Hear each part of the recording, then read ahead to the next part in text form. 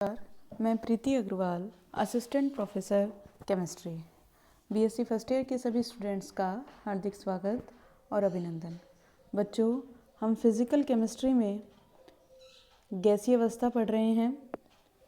Last topic इसमें हमने explanation of deviation from ideal behaviour देखा, अर्थात रियल गैसेस आदर्श व्यवहार से विचलन किस कंडीशन में शो करती हैं। तो वहाँ हमने देखा, यदि गैसें हाई टेम्परेचर और लो प्रेशर की कंडीशन पर रखी जाएं तो सभी mostly real gases ideal behaviour show करेंगी। लेकिन यदि प्रेशर का मान बढ़ाया जाए और टेम्परेचर कम किया जाता है तो आइडियल बिहेवियर से डेविएशन बढ़ता जाता है। गैसें आदर्श व्यवहार से विचलन प्रदर्शित करती हैं।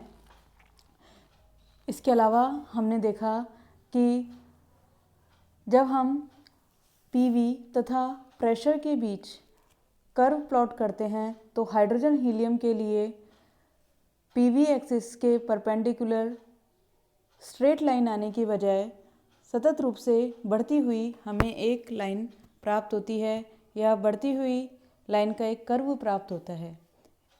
इसमें हमने पढ़ा था क्योंकि हाइड्रोजन और हीलियम का मास बहुत कम होता है, जिसके कारण इनके बीच में लगने वाला इंटरमॉलिक्यूलर फोर्स ऑफ अट्रैक्शन बहुत कम होता है, तो हम प्रेशर करेक्शन को नेग्लिजिबल मान लेते हैं। इसलिए जो पीवी का मान है वो आइडियल गैस के पीवी के मान से अधिक हो जाता है। फलस्वरूप टेम्परेचर बढ़ने पर पीवी का मान प्रेशर के बढ़ने के साथ बढ़ता है। अब हम इसी में आगे देखेंगे critical phenomena and critical constant.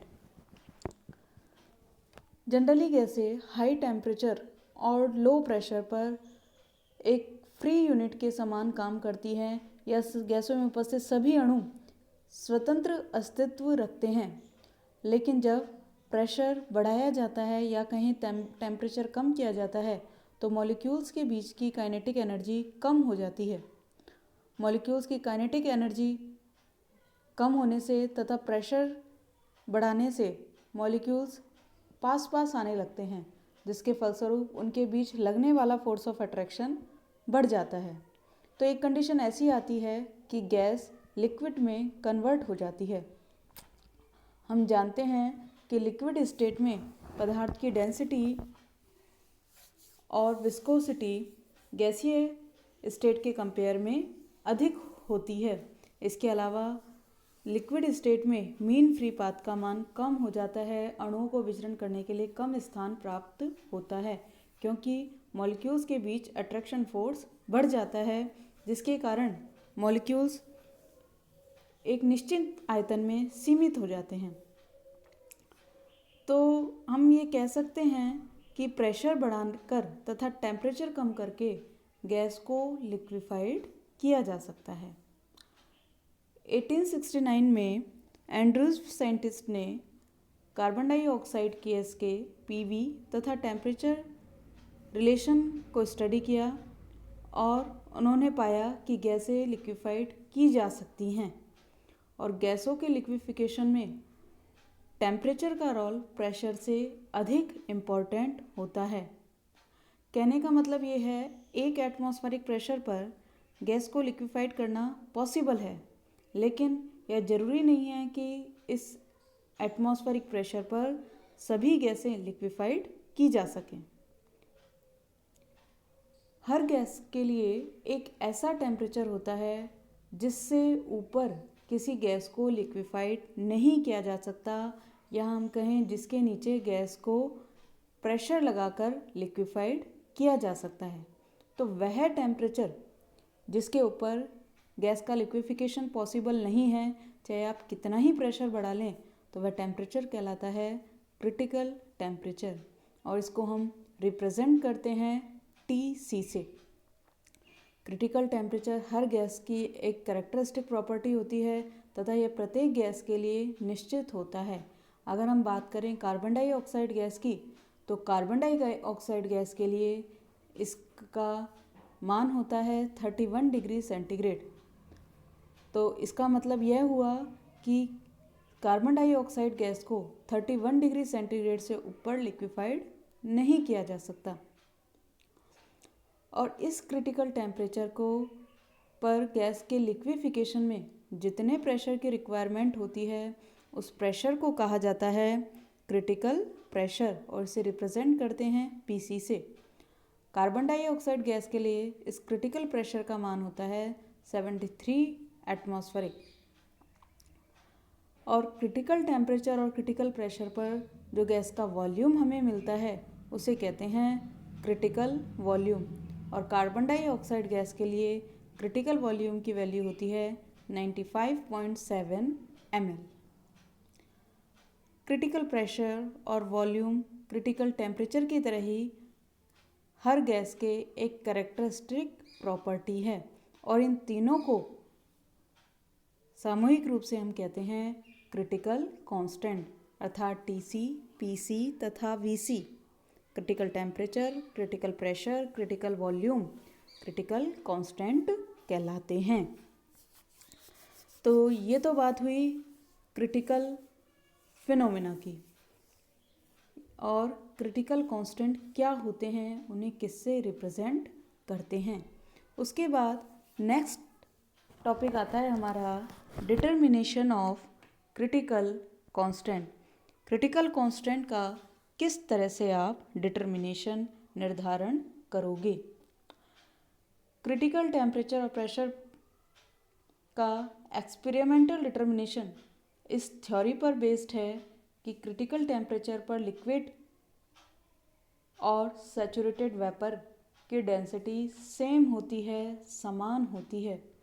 अर्थात क्रिटिकल टेम्परेचर पर गैस और लिक्विड को सेपरेट करने वाली बाउंड्री अदृश्य हो जाती है, गायब हो जाती है। उस क्रिटिकल टेम्परेचर और क्रिटिकल प्रेशर पर अभी हमने पढ़ा कि एक मोल गैस का जो वॉल्यूम होता है उसे क्रिटिकल वॉल्यूम कहते हैं, लेकिन वास्तविकता में देखा जाए तो क्रिटिकल टेम्परेचर और क्रिटिकल प्रेशर पर गैस का वॉल्यूम मेज़र करके हम क्रिटिकल वॉल्यूम को कैलकुलेट नहीं कर सकते। ऐसा क्यों?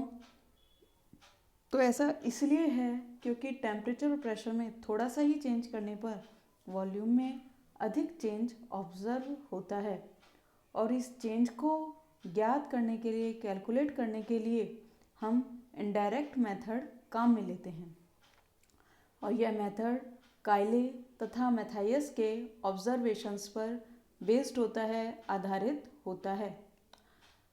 कायले मैथाइयस कहते हैं कि किसी लिक्विड और सैचुरेट वेपर के डेंसिटी के मिड वैल्यू को संगत ताप के विरुद्ध यदि हम आलेखित करें, ग्राफ प्लॉट करें, तो हमें एक स्ट्रेट लाइन प्राप्त होती है, एक सरल रेखा प्राप्त होती है। और इस रूल को कहा जाता है रूल ऑफ रेक्टिलिनियर डायमीटर, सरल रेखीय व्यास का नियम। यहाँ आप टेम्परेचर और डेंसिटी के बीच एक ग्राफ देख रहे हैं। यहाँ कर्व AC सैचुरेट वेपर तथा कर्व BC लिक्विड के डेंसिटी का टेम्परेचर के विरुद्ध ग्राफ है। जैसे जैसे टेम्परेचर बढ़ाया जाता है तो ये दोनों कर्व एक दूसरे के पास आते जाते हैं और क्रिटिकल पॉइंट C पर सेम हो जाते हैं। अर्थात टेम्परेचर बढ़ाने पर एक बिंदु ऐसा आता है जहाँ इन दोनों के घनत्व बराबर हो जाते हैं। चूँकि कर्व का पीक शार्प नहीं होता तो हम पॉइंट C को अर्थात क्रिटिकल पॉइंट को ठीक से डिटरमाइन नहीं कर सकते। तो इसके डिटर्मिनेशन के लिए हम डिफरेंट टेम्परेचर पर वेपर और लिक्विड की डेंसिटी के मिड वैल्यू ज्ञात करते हैं, और इन मिड वैल्यू को हम ज्ञात करके टेम्परेचर के विरुद्ध प्लॉट करते हैं। तो हमें जो लाइन प्राप्त होती है, यहाँ वो लाइन हमें दिख रही है DC। तो यह DC कर्व ABC को कहाँ काटती है? पॉइंट C पर। तो पॉइंट C पर जो टेम्परेचर होता है वो कहलाता है क्रिटिकल टेम्परेचर, और इस टेम्परेचर के संगत जो डेंसिटी हमें प्राप्त होती है वो कहलाती है क्रिटिकल डेंसिटी। जब आपको डेंसिटी प्राप्त हो गई है और आपको जो भी गैस दी है उसका मॉलिक्यूलर वेट पता है, तो हम इससे क्रिटिकल वॉल्यूम कैलकुलेट कर सकते हैं, क्योंकि आप जानते हो आयतन बराबर होता है मॉलिक्यूलर वेट अपॉन में डेंसिटी। तो ये बात हुई हमारे डिटर्मिनेशन ऑफ क्रिटिकल कांस्टेंट की, कि किस तरह हम क्रांतिक नियतांकों को निर्धारित करते हैं। कहने का मतलब ये है कि आप क्रिटिकल प्रेशर और क्रिटिकल टेम्परेचर तो कैलकुलेट कर सकते हो, लेकिन क्रिटिकल वॉल्यूम ज्ञात करने के लिए आपको इनडायरेक्ट मेथड काम में लेना होगा। तो आज के लिए बस इतना ही। धन्यवाद।